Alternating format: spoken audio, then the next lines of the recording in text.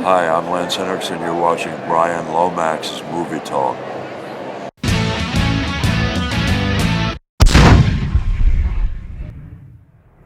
Hello and welcome to Bryan Lomax Movie Talk. Today I'm going to be doing, I think, maybe a new segment, something that I'll probably continue each week, just because it's something I can do on Sunday nights that allows me to look back over the films I've seen that particular week. Now I'm going to be using Letterboxd just to kind of jog my memory on this. If you've not used Letterboxd or heard of Letterboxd, it's a really good site. Now, I got to hear about it through Peter from Bearded Movie Guy. He uses it a lot, and the good thing about Letterboxd is that you can create a diary of the films that you watch. So, in the same way with IMDb, you can rate everything. With Letterboxd, you can catalog it in such a way that you can literally form a diary and say what films you watched on what day, and it stays there. So you could rate that same film twice if you watch it on different days, and it'd be like catalogued twice, if you get my meaning. So it's a really good site to use if you're a film lover.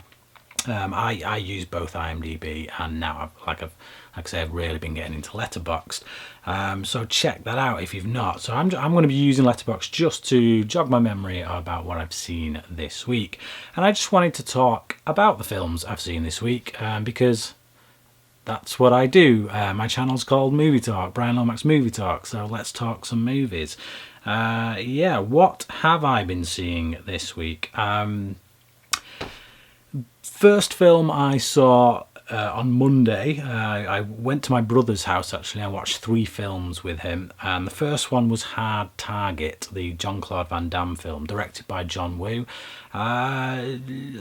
Proper over the top, to be honest. I watched it.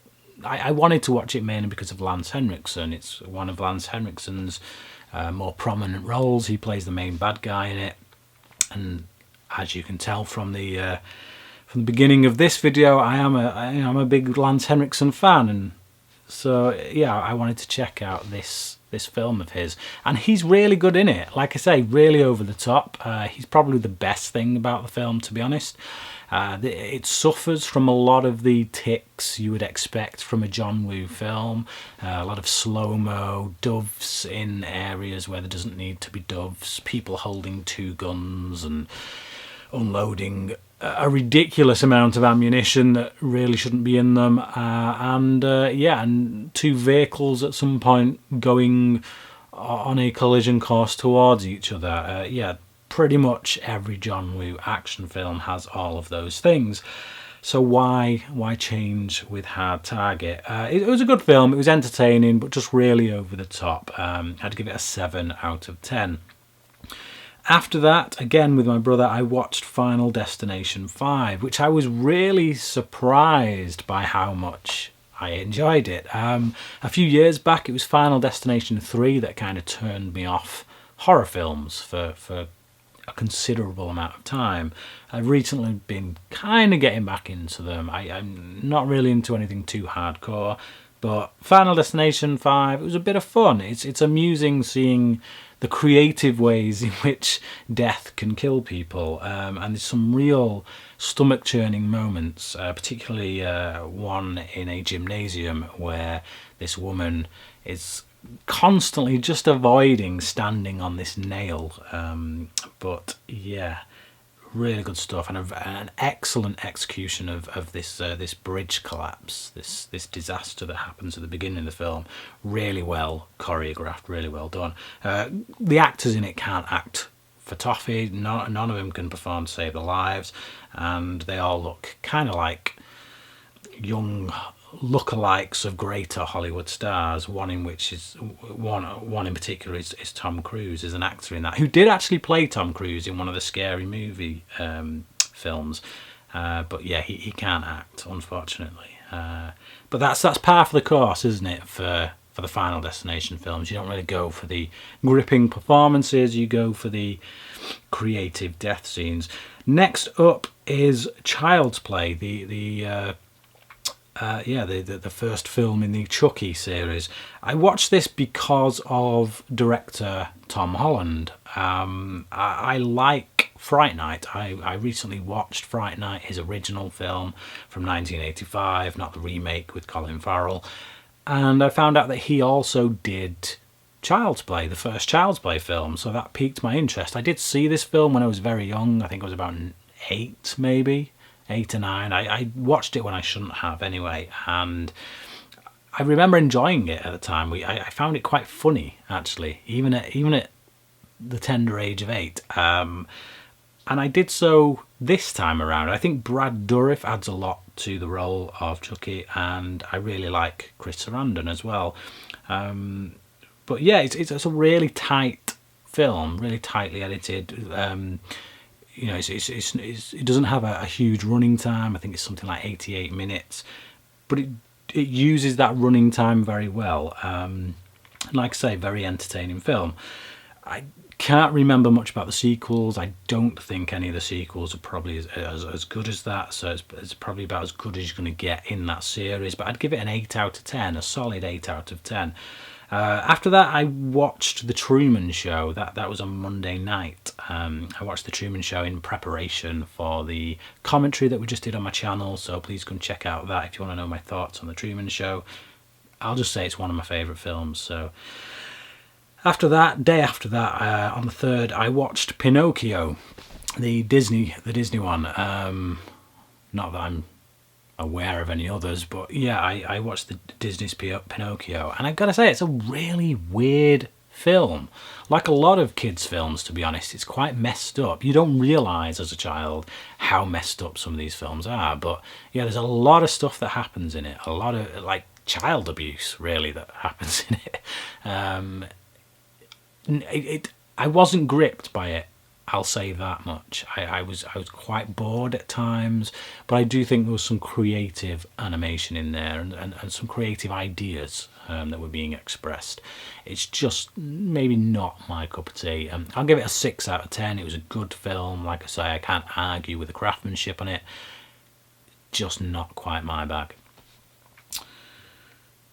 Next up, as I say, was Fright Night, the original Fright Night. Bizarrely, I watched it after Child's Play, but like I say, I knew I was going to watch it that week. I'd seen it before, seen it many times before, and that's why I watched Child's Play. But yeah, I watched the original Fright Night. It wasn't quite as good as I remember it being, but also in many ways it wasn't as bad. I thought it was going to date terribly because it's a proper 80s film, 80s music, 80s fashions and all that, and so I thought it wouldn't date well at all, but it actually does date reasonably well. The only thing I would say about it that lets it down is well, not the only thing, but the thing that stands out most to me is the central character of Charlie Brewster really isn't that likeable in the end. I mean, like, even in the opening scene when he's essentially emotionally blackmailing his girlfriend into sex, and the way the scene plays out nowadays, I don't think they'd get away with it. I mean, there's currently an advert doing the rounds in cinemas over here in the UK about, you know, the way partners treat each other, and it says, you know, if your boyfriend is asking you to do this, and you know, he's telling you these things.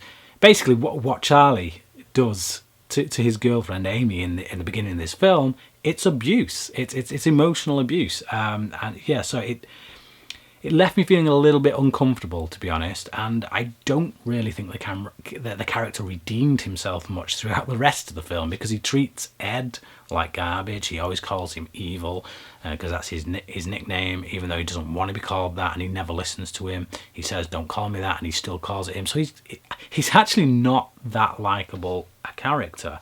So it's surprising that I enjoyed the movie as much as I did. I give that a 7 out of 10. I actually think Child's Play was the better film from Tom Holland. So yeah, 2 Tom Holland films there, Child's Play being the better one. Next up, I saw Jane Got a Gun. It wasn't terrible. I thought it was going to be terrible because of a lot of the reviews I've heard, and due to the fact that it was pretty much kept from release for so long, and it eventually got released. So when that happens with a film, you don't really expect much. But I was quite surprised by the level at which I enjoyed it. I thought the ending was a bit of a cop-out. It should have taken more of a darker approach, I think, to the ending. I think that would have been true to the core of what the film had been up till that point. But they tidy it up a little bit too neatly. And yeah, it doesn't quite ring true for me. I'd have preferred a bit more of a dark ending. But yeah, again, I give that a 7 out of 10. It was much better than I was expecting.